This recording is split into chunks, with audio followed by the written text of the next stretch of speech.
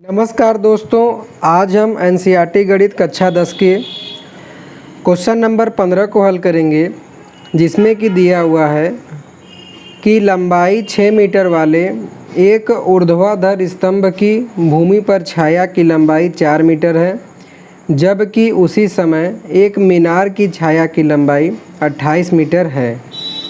तो मीनार की ऊंचाई ज्ञात कीजिए।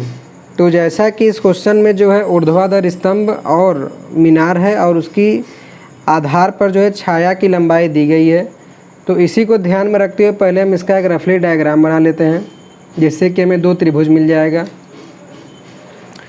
तो जैसा कि इसमें कहा गया है कि भूमि की स्तंभ की छाया भूमि बनती है, तो हम पहले एक इसका रेफरेंस लाइन भूमि बना लेते हैं। फिर इसमें क्या कह रहा है कि एक ऊर्ध्वाधर स्तंभ है, तो हमने मान लिया कि यहाँ पर कहीं एक ऊर्ध्वाधर स्तंभ है जिसकी छाया इधर बन रही है। ये 6 मीटर है और जो छाया की लंबाई है वो 4 मीटर है।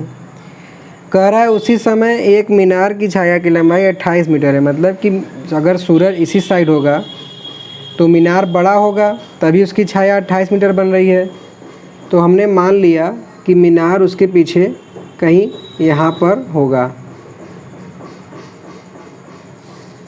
जिसकी पूरी लंबाई 28 मीटर है।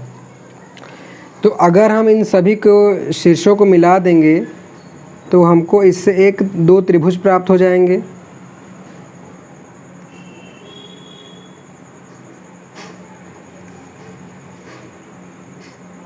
इस तरीके से जो ये मीनार हो गया, ये स्तंभ हो गया, स्तंभ की छाया, ये मीनार हो गया, मीनार की छाया। अब हम इसका नामकरण कर दें। मान लेते हैं कि बिंदु O है, यहाँ पर स्तंभ जो है AB है, और उसके बाद जो मीनार है उसको मान लेते हैं कि PQ है। क्योंकि मीनार की ऊंचाई ज्ञात करनी है तो हम मान लेते हैं कि जो मीनार की ऊंचाई है वो x है। ठीक है, तो अब हमने जो जो क्वेश्चन ने माना हुआ उसको लिख लेते हैं कि माना मीनार की ऊंचाई PQ बराबर x मीटर, क्योंकि सभी मात्रक मीटर में है, और उसके बाद स्तंभ AB बराबर 6 मीटर। ठीक है, और जो ये छाया दिया हुआ है, तो इन दोनों से हम देख रहे हैं कि हमें दो त्रिभुज मिल रहा है। एक त्रिभुज मिल रहा है OAB और एक त्रिभुज मिल रहा है OPQ।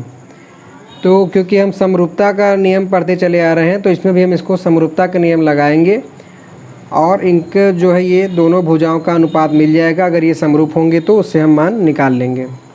तो इसलिए जो हमें त्रिभुज मिल रहा है, पहला OAB और दूसरा OPQ में देखते हैं। तो त्रिभुज OAB तथा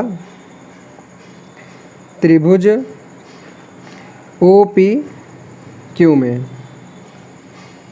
तो जैसा कि दोनों त्रिभुज में देखें तो O यहाँ पर भी आ रहा है, O यहाँ पर भी आ रहा है, और त्रिभुज दोनों की शुरुआत में पूरा कोण P आ रहा है और इसमें भी शुरुआत में पूरा कोण P ही आ रहा है। तो इस आधार पर हम लिख सकते हैं कि OAB में कोण O बराबर है OPQ में कोण O, जो कि है उभयनिष्ठ, मतलब कि कॉमन कोण है। और उसके बाद ये धरती है, भूमि है। अब भूमि पे कोई बिल्डिंग खड़ी होती है तो परपेंडिकुलर मतलब कि लंब होती है, मतलब कि वो आधार से 90 डिग्री का कोण बनाती है। तो इसलिए हम लिख सकते हैं कि त्रिभुज OAB में कोण B बराबर है त्रिभुज OPQ में कोण Q, जो कि है 90 डिग्री। तो इन दोनों त्रिभुज में जैसा कि हमने दिखा दिया कि ये दोनों कोण, दोनों त्रिभुज का ये कोण कॉमन है और ये इसके बराबर है। तो हम जानते हैं, इसलिए कोण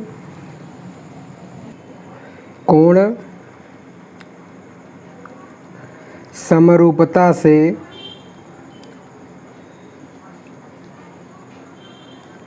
त्रिभुज OAB समरूप हो जाएगा त्रिभुज OPQ के। और हम जानते हैं कि जब कोई दो त्रिभुज एक दूसरे के समरूप होते हैं तो उनके संगत भुजाओं का अनुपात बराबर होता है। तो इसलिए हम लिख सकते हैं कि OQ बटे OB, OQ बटे OB बराबर हो जाएगा PQ बटे AB बटे AB, किससे? समरूपता से। और अब हम इनका मान रख देंगे। OQ का मान दिया हुआ है 28 और OB का मान दिया हुआ है 4, जो कि बराबर है OQ का मान दिया हुआ PQ का मान दिया हुआ है x और AB का मान दिया हुआ है 6।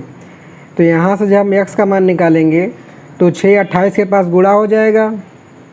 तो यहाँ से x बराबर आ जाएगा 28 गुणे 6 और बटे में 4, 4 से काटेंगे 4 7 28 और 7 6 42।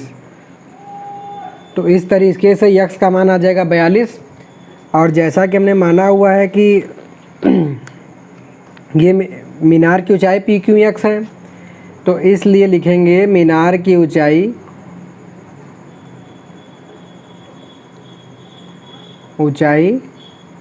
बराबर 42 मीटर। तो फ्रेंड्स, इस तरीके से हमारा क्वेश्चन नंबर 15-20 हल हो जाता है।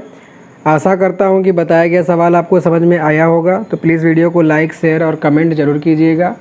आगे के आने वाले सवालों से अपडेट रहने के लिए चैनल को सब्सक्राइब कर लीजिएगा। So thanks for watching.